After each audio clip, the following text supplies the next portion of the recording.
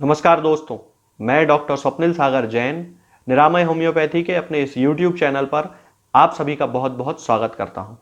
दोस्तों, हम आज बात करेंगे टेस्टोस्टेरॉन के बारे में और यदि किसी पेशेंट में टेस्टोस्टेरॉन के लेवल में कमी आ गई है तो किन होम्योपैथिक दवाओं से हम टेस्टोस्टेरॉन को वापस उसके नॉर्मल लेवल्स पर लेकर आ सकते हैं।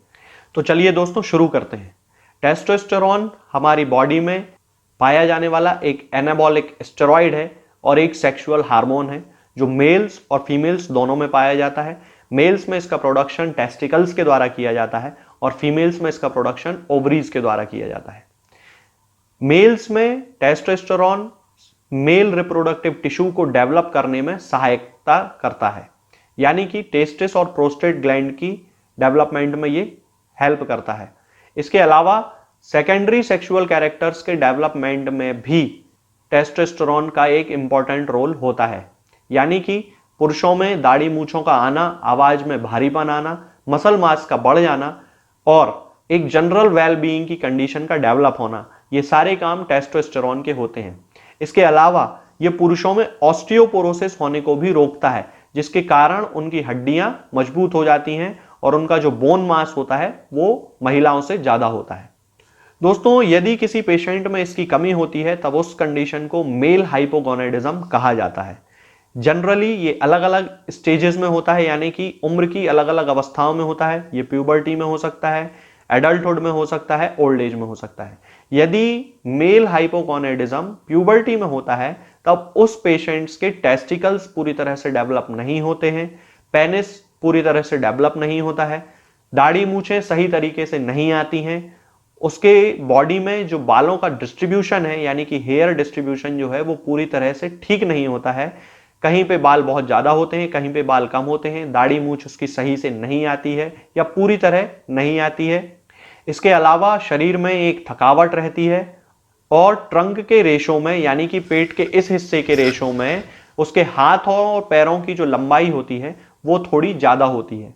इसके अलावा कई सारे पेशेंट्स में टेस्टोस्टेरॉन की कमी के कारण गायनेकोमेस्ट्रिया भी देखने को मिलता है, यानी कि पुरुषों में महिलाओं की तरह स्तन का डेवलप हो जाना या ब्रेस्ट का डेवलपमेंट हो जाना। इस कंडीशन को गायनेकोमेस्ट्रिया कहा जाता है।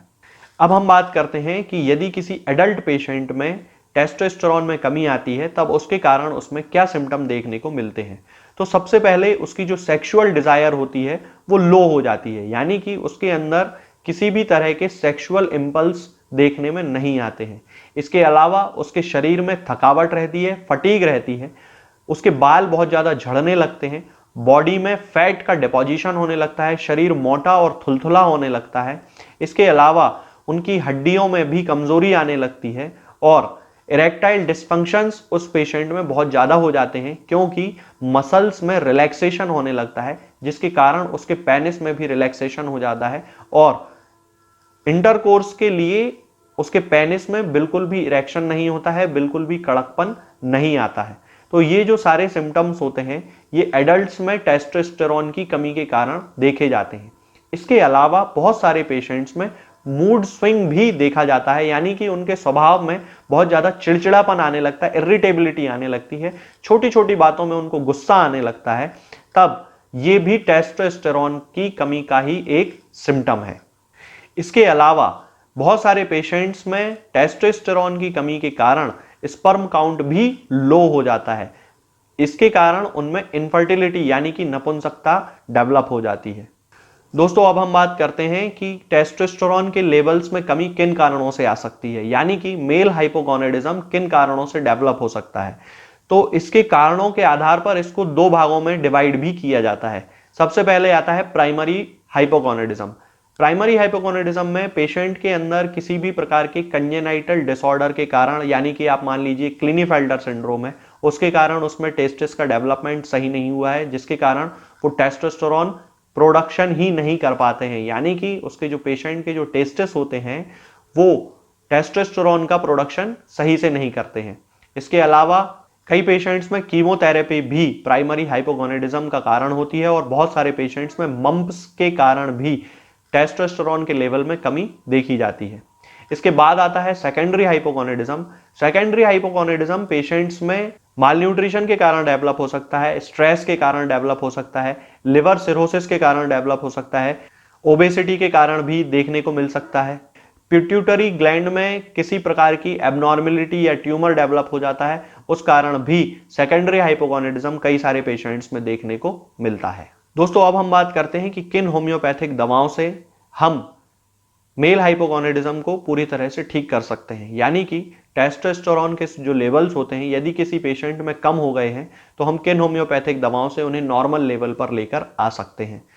तो इसके लिए मैं आपको एक कॉम्बिनेशन बताता हूं दोस्तों। मैंने अपनी क्लिनिकल प्रैक्टिस में इस कॉम्बिनेशन का बहुत सक्सेस के साथ यूज किया है और बहुत सारे ऐसे पेशेंट्स हैं जिनमें टेस्टोस्टेरोन का लेवल जो है वो नॉर्मल से कम हो रहा था, तो उन पेशेंट्स में टेस्टोस्टेरोन का नॉर्मल लेवल पर आ गया। इसके लिए दोस्तों आपको 3 मेडिसिन लेकर आना है। सबसे पहले कैलेडियम 30 पोटेंसी में, इसकी 2-2 बूंद दिन में 3 बार 1 चम्मच पानी में मिलाकर हमें पेशेंट्स को देना है।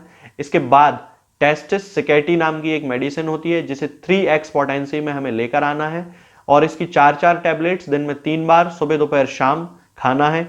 और इसके बाद आपको 2 मदर टिंचर लेकर आना है दोस्तों, अश्वगंधा मदर टिंचर और ट्रिब्यूलस टेरेस्ट्रिस का मदर टिंचर। इन दोनों की आप 30-30 ml की बॉटल्स लेकर आएं और उसको एक 100 ml की बॉटल में, अच्छी साफ बॉटल में आप उसको भर लें और उसको अच्छे से शेक कर लें और इसमें से आपको 15-15 बूंद दिन में 3 बार आधे कप या 1 कप पानी में मिलाकर पीना है। इन चारों मेडिसिन के लगातार उपयोग से टेस्टोस्टेरोन के ब्लड में लेवल्स को पूरी तरह से नॉर्मल किया जा सकता है, यानी कि मेल हाइपोगोनाडिज्म को ठीक किया जा सकता है। तो दोस्तों आज हमने जाना कि मेल हाइपोगोनाडिज्म क्या है, यानी कि टेस्टोस्टेरोन की कमी क्या है और किन होम्योपैथिक दवाओं से हम टेस्टोस्टेरोन के ब्लड में लेवल्स को पूरी तरह से ठीक कर सकते हैं, नॉर्मल कर सकते हैं। आगे के वीडियोस में हम बात करेंगे कुछ और नई बीमारियों और उनकी होम्योपैथिक दवाओं के बारे में। तब तक के लिए जय हिंद, जय भारत। दोस्तों होम्योपैथिक दवाओं को खाने का सबसे अच्छा तरीका होता है कि हम हमेशा खाली पेट इन दवाओं को खाएं। जिन दवाओं को दिन में केवल 1 बार खाना है उन्हें सुबह खाली पेट खा लेना चाहिए, मुंह में अच्छे से कुल्ला करके, गार्गल्स करके मुंह को साफ कर लेना चाहिए और उसके बाद हमें होम्योपैथिक दवाई खा लेना चाहिए।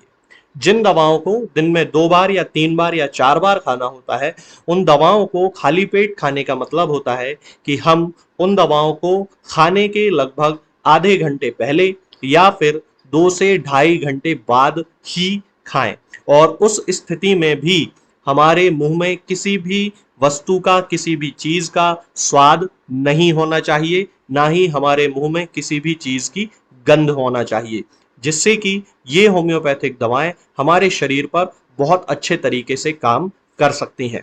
तो हमें हमेशा ये ध्यान रखना है कि जब भी हम होम्योपैथिक दवा खाएं हमेशा खाली पेट खाएं और हमारे मुंह में किसी भी चीज का स्वाद या किसी भी चीज की स्मेल ना हो। अब बहुत सारे लोग ये सोचते हैं कि हम कच्चा प्याज खा सकते हैं या अदरक खा सकते हैं या हींग खा सकते हैं या इलायची खा सकते हैं या नहीं।